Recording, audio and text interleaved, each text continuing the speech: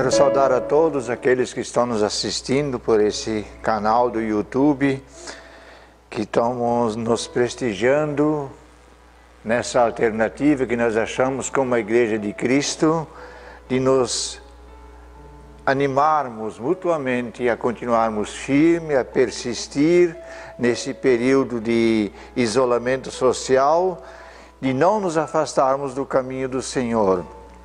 Como texto básico para essa reflexão breve, eu quero usar, na verdade são dois textos. O primeiro deles está em Tiago, capítulo 1 e versículo 1, que diz o seguinte: Tiago, servo de Deus e do Senhor Jesus Cristo, as 12 tribos dispersa entre as nações e saudações.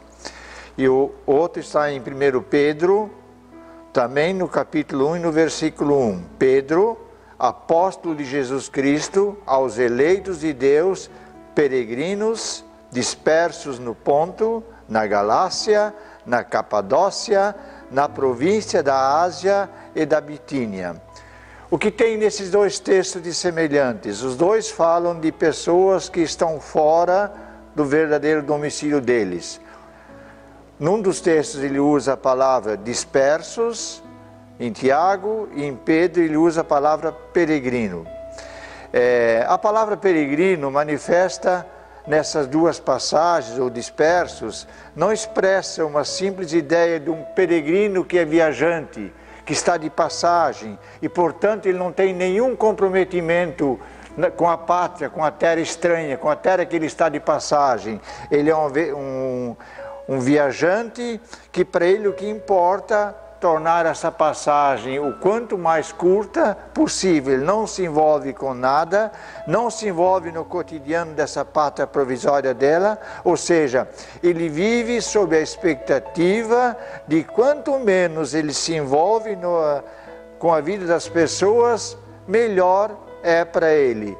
E outra coisa que ele vê, quanto mais curto ou mais breve for esse tempo, menos possibilidade ele tem de se envolver com hábitos, costumes, culturas e práticas desta pátria provisória. De certa forma, isso é até compreensível pensar dessa maneira. No entanto, sob a ótica da luz da palavra do Senhor, o significado peregrino utilizado nesses dois textos significa um peregrino que reside em uma pátria estranha. Não é um peregrino que está de passagem, mas sim um peregrino que vai residir, talvez a vida toda, nessa pátria estranha. Vejamos o exemplo dos judeus que foram levados cativos pelo rei Nabucodonosor à Babilônia. Eles foram lá sabendo que a possibilidade de eles voltarem era muito pequena, eles iam morar na Babilônia. Eles não viveram como estrangeiros de passagem. Eles receberam ordens que eles deveriam construir casas na Babilônia, eles deviam trabalhar na Babilônia, eles deviam orar pela Babilônia, deviam se envolver na cultura da Babilônia, eles deviam se envolver na política da Babilônia, deviam exercer suas atividades profissionais lá dentro. A única coisa que eles não deveriam fazer é se contaminar com os hábitos e com a cultura do povo da Babilônia. Eles deviam se manter fiéis aos costumes como povo de Deus separado que eles tinham, mesmo estando em uma pátria provisória. De certa forma, é até compreensível pensar uma coisa bem rápida, de passagem, que vai terminar logo. Mas muitas coisas em nossa vida, mesmo nós achando que elas vão ser breves, vão ser passageiras, elas acabam se estendendo um pouquinho mais do que nós imaginávamos. E nós devemos estar preparados para manter a nossa identidade de povo escolhido, de homens e mulheres selecionados, capacitados por Deus para pregar, ensinar e testemunhar o Evangelho dele. Trazendo esse ensino para os nossos dias hoje, vemos hoje coisas muito parecidas. Todos os dias nós ouvimos falar de centenas, quem sabe milhares de pessoas que deixam a nossa pátria, deixam o nosso país e vão se aventurar em outras terras, em outros países. Quem sabe buscar uma coisa mais parecida com o céu que a gente espera, com o futuro numa pátria estranha. Essa busca por uma cidadania celestial dos céus aqui na terra não combina muito com as escrituras da palavra de Deus, mas mesmo assim nós achamos pessoas fazendo isso todo dia, ir para uma pátria estranha para ver se lá tem um pouquinho de gostinho de céu, mesmo a vida vivendo aqui ainda na terra. Observe aqui também, aqui no Brasil também, nós brasileiros, mesmo tendo morada permanente, não temos morada permanente aqui no Brasil. Nós também estamos de passagem aqui no Brasil. Somos peregrinos, sim, mas somos peregrinos que moram aqui no Brasil, que somos desafiados a trabalhar aqui no Brasil, a construir esse Brasil, a viver neste Brasil, a orar por este Brasil, a se envolver na política e na cultura desse Brasil, fazer parte desse Brasil.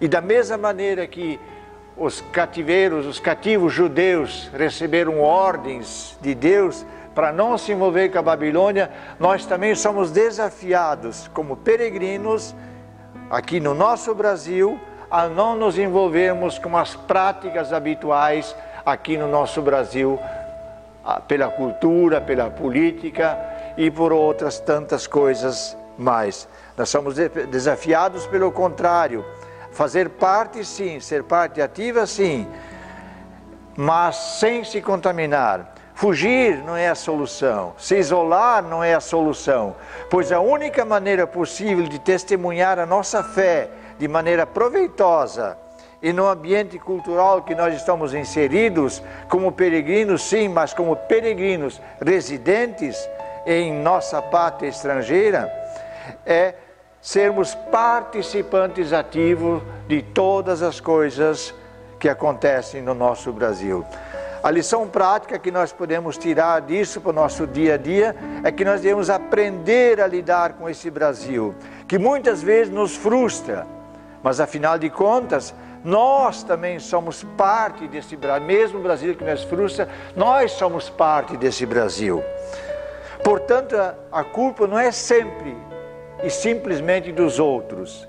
Não podemos jogar simplesmente fora a nossa cidadania brasileira, como não podemos criar expectativas utópicas demais, ou seja, transformar o nosso Brasil num pedaço de céu e nem mesmo desejar simplesmente fugir daqui o mais rápido possível para o céu.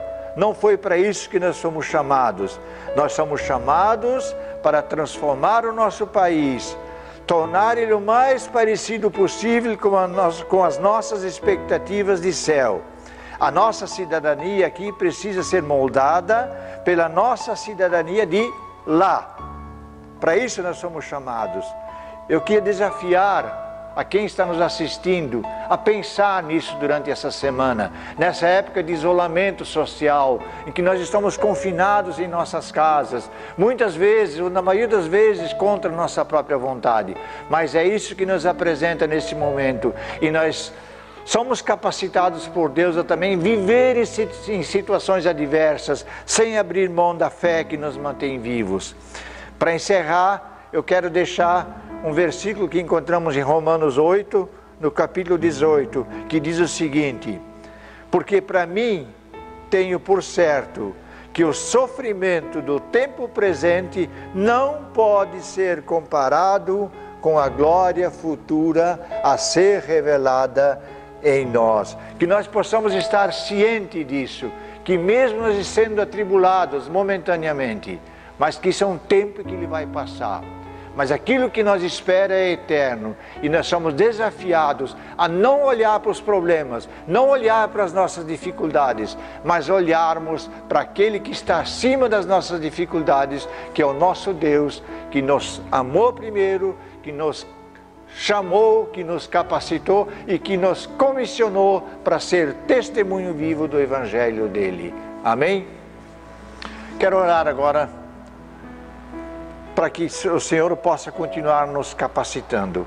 Amado Deus e Pai, nós viemos na Tua presença Te adorar, por tudo que Tens feito na nossa vida, por tudo que Tens suprido, Senhor, na nossa vida, nas nossas casas, pelo livramento que nós temos tido, Senhor, desse vírus, Senhor, de enfermidade, Senhor, pelo sustento, pelo pão de cada dia e por ter nos capacitado, Senhor, ter nos consolado, Senhor, ter nos nutrido espiritualmente para que nós não desanimássemos. Pai amado, minha oração continua a manter a Tua igreja de pé, Senhor. Aquiete o coração dos Teus filhos, providencia a Teus filhos tudo aquilo que eles precisam, Senhor. Tudo aquilo que eles precisam para se alimentar o corpo, mas também alimento para a alma e para o espírito, Pai. Pai, ajuda-nos a sermos um testemunho vivo, Senhor, para a honra e para a glória do Teu nome. Amém.